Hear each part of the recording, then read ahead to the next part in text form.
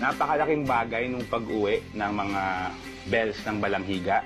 Hindi to inasahan kasi napakatagal na panahon na nawala nung mga kampana doon sa Balanghiga. Over the last few decades, parang ang daming efforts ng iba't ibang mga grupo sa Amerika, maging ito sa Pilipinas.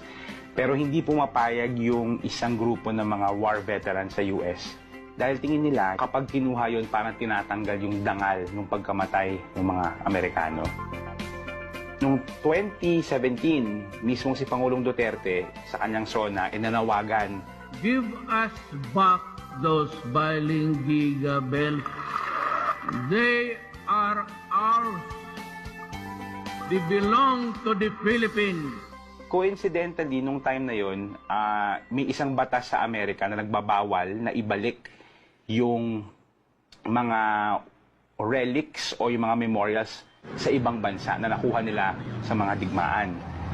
Mula sa eroplano ng US Air Force na naghatid sa mga kampanang ito ng Balanghiga, ilang araw mula ngayon, ililipad na ito sa kanilang bayang Sinilangan.